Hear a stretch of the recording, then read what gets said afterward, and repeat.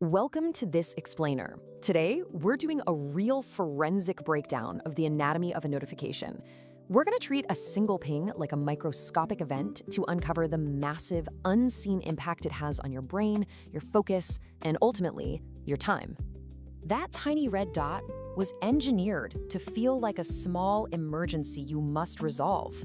I really want that thought to linger for a second. Notifications, they are not neutral, passive tools just sitting there waiting for your convenience. They're actually weaponized stimuli, meticulously designed by tech companies using advanced behavioral science to exploit human neurology and demand your immediate attention. Section 1. The engineered emergency. Let's strip away the interface and dissect exactly what happens when your phone demands your attention. Ever wonder why you just can't seem to ignore the ping? Well, we have to look at something called variable ratio reinforcement. This is a mechanism pulled straight from behavioral psychology and, quite literally, the design of casino slot machines. In fact, we're basically carrying many slot machines in our pockets right now. When your phone buzzes, you don't know what it is. Could be a message from a loved one, a promotion, or just spam. And that unpredictability, that's exactly the point. Because the reward is arbitrary and intermittent, it creates this perpetual state of anticipatory arousal. Your brain learns that checking might yield a reward, which forms a compulsive checking habit that is incredibly difficult to break. Section 2. Hacking the brain's chemistry. Now, let's look at the specific neurochemicals triggered within milliseconds of an alert, long before your conscious mind even makes the decision to pick up the device. Okay, let's dive into this, because this is where the biological trap really snaps shut. A notification triggers anticipatory dopamine release within 100 to 200 milliseconds. And dopamine isn't just about pleasure, right? It's the molecule of anticipation and seeking. It's what keeps you compulsively checking. But simultaneously, the act of checking and processing that sudden influx of information triggers cognitive load and social evaluation. And that spikes cortisol, your body's primary stress hormone. So you're simultaneously experiencing this dopamine drive for a reward paired with a cortisol stress response. This neurological loop is exactly why so many of us feel constantly wired, yet totally exhausted. And this chemical conditioning is so profoundly strong that it literally alters your physical perception. Have you ever felt your phone buzz in your pocket only to pull it out and see a totally blank screen? Yeah, that's phantom vibration syndrome. Your nervous system has become so entangled with digital anticipation that it actually drops its detection threshold. It actively hallucinates vibrations, keeping you in a baseline state of chronic hypervigilance, all because your brain is just desperately trying to predict the next dopamine hit. Section 3. The weaponization of design. How exactly are platforms pulling these biological strings? Let's pivot to the specific design choices they use to maximize the attention economy. The visual and auditory cues of a notification actually stack 3 really powerful mechanisms against your attention. First, there's the color red. Human vision is evolutionarily wired to respond to red as a signal of high salience. Think blood, danger, warning signs. It forces a heightened attentional response. Second, the generic sound. A lot of social apps purposefully use your phone's default OS sounds rather than unique chimes. This creates ambiguity.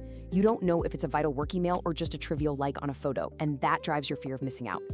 Finally, the specific number inside that red dot leverages what's known as the Zeigarnik effect, which is basically our psychological need to finish incomplete tasks. Now, what's really interesting here is the sheer dominance of audio in hijacking our peripheral awareness. Notice how over 70% of users recognize they have a game or app notification specifically because of the sound. Auditory cues bypass our visual focus entirely, instantly pulling our attention away from whatever's right in front of us and dragging it directly back to the device. So before we move on to the actual cost of all this, I have a quick question for you. How many notifications do you think you get in a single hour? The average smartphone user receives up to 96 notifications a day and checks their phone every 6 to 7 minutes. It's wild. Take a quick second to subscribe to the channel and let me know your hourly notification count in the comments below. Honestly, it's pretty eye-opening when you actually track it. All right, section 4, the 23-minute cost. Let's shift our focus from the mechanics of the interruption to the massive cognitive damage it inflicts on knowledge workers. The true cost? It's 23 minutes and 15 seconds. Researcher Gloria Mark from the University of California, Irvine uncovered this staggering metric. It takes over 23 minutes on average for a knowledge worker to fully recover their focus and return to a primary task after just a single interruption. Let that sink in. And this brilliantly illustrates exactly where that time actually goes. Because an interruption isn't just a simple pause button on your brain. Notice the interruption lag phase where you have to mentally switch contexts. Then there's a time spent on the interrupting task itself. And finally, there's the resumption lag. That is the heavy cognitive lifting your brain has to do to recall the context, suppress competing thoughts, and rebuild the momentum of deep work you just lost. Let's look at how this builds into an even deeper problem, identified by researcher Sophie Leroy as attention residue. Even after you put your phone down and physically return to your work, part of your working memory remains mentally stuck on that Slack message or that unfinished email. Your cognitive resources are literally split.